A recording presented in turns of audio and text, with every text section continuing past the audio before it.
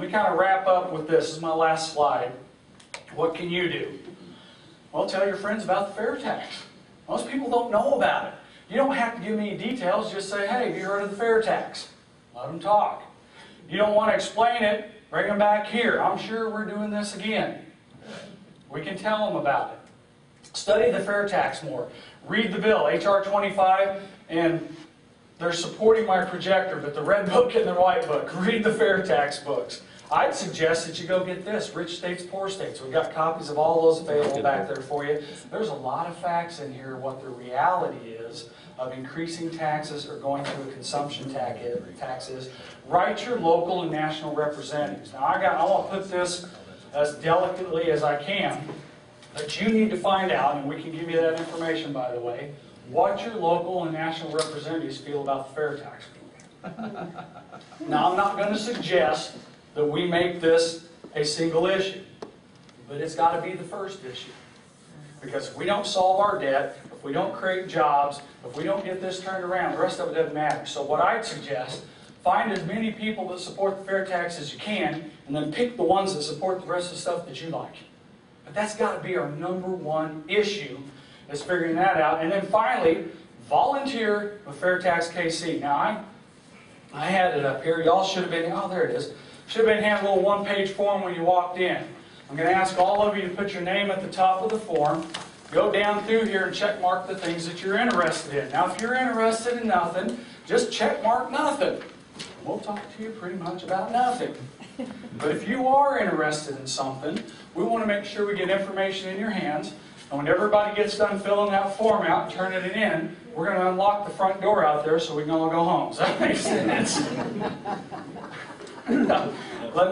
Fire marshal wouldn't let us do it. We already tried it. All right, let me wrap up with this.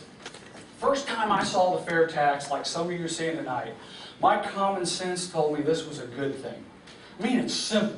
Now, I didn't understand those other 4 things, but it made sense to me. And they got down to the part right here where it said, volunteer with FairTax KC. Now, I knew that was not me. My wife and I both have full-time jobs, a small part-time business on the side, 4 kids.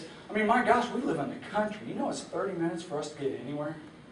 We had no time.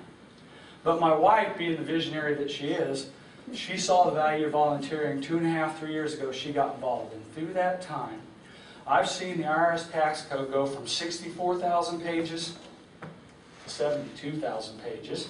I've seen our debt increase in the last 3 years by 40%. I've seen our overspending triple annually. And I've seen the class warfare heat up like I never thought was possible. I'll give you a quick example, because this is the catalyst. When this happened, this is what made my decision. I was watching a program the first of the year, Saturday morning, Sunday morning, I don't remember. I couldn't, because what happened, I forgot everything else. They're talking about the health care bill. Now, I'm one of those crazy people.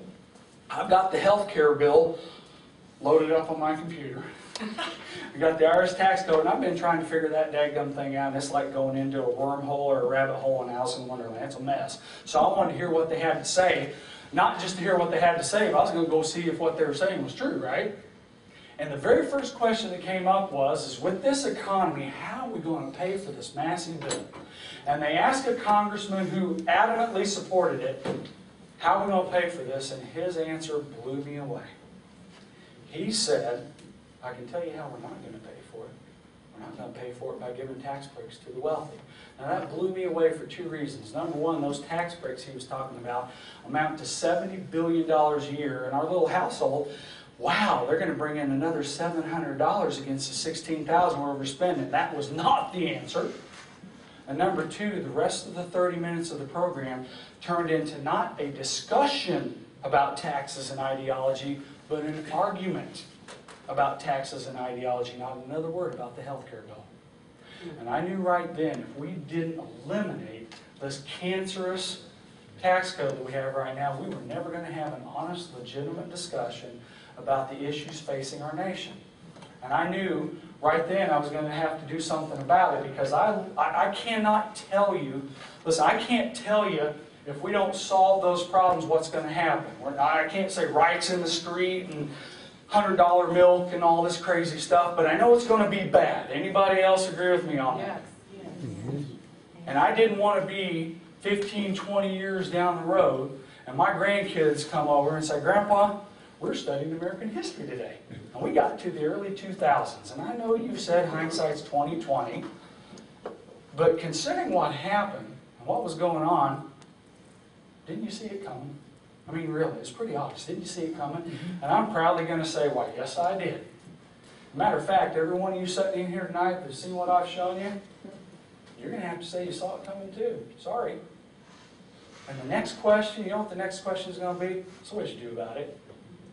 What did I do about it? Oh my God, we were busy. American Idol was rocking. The Chiefs were looking pretty good. I mean, we were busy raising your mom and dad. We didn't have time. I didn't want that to be my answer, so I knew I was volunteering. Here's the problem. My very next thought, what you might be thinking about this? How's somebody like me come from where I came from going to make any difference in the world? I mean, I've been reading about the Founding Fathers. I've seen shows about it. They were great men and women. They changed the world and birthed the nation. No way I was going to do that, but I know history. You ask my wife, my kids, if that remote's in my hands, we're watching the History Channel or anything about World War II. And I know from that history that there are thousands, if not tens of thousands of instances where one person made one decision, one action, one chance meeting changed the entire course of history. And had it not been for the tens of thousands of individuals that lived in this country at the time of the American Revolution, it never would have happened. And we're not talking huge contributions. Some people, they joined the Continental Army and fought in every battle, lived through Valley Forge, huge contribution. Some people only fought when it was near their farm.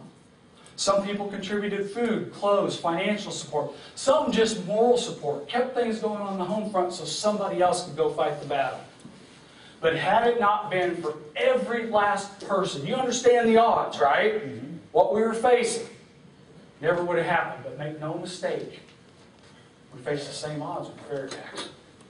There's an entrenched system and a mindset that we've got to overcome. We're not asking you to suit up and go to war. We're not asking you to contribute 40 hours, well, unless you can contribute 40 hours a week. We're not asking for that. We're not asking for $1 million donation, unless, of course, you can. Checks are made out to FairTax. Okay, but here's the thing. Whatever you can contribute, I promise you, it's going to make a difference. And I can guarantee you, I'm going to do everything I can. I'm going to do my part to make sure that this happens. I know the volunteers are already working with us. They're going to do their part. They're going to make sure that this happens. And if you're like me, 15, 20 years down the road, you want to look your kids, your grandkids in the eye, because I believe we all want it better for them, don't we? Yep. If you want to honestly be able to look them in the eye and say, I made a difference. I was part of ushering in the greatest economic prosperity and growth this nation has ever seen. I was there. I stepped in. Then join us. We're going to have a quick question and answer session. Ask all your questions. I don't want you to leave with any questions, but that's the presentation. Any questions?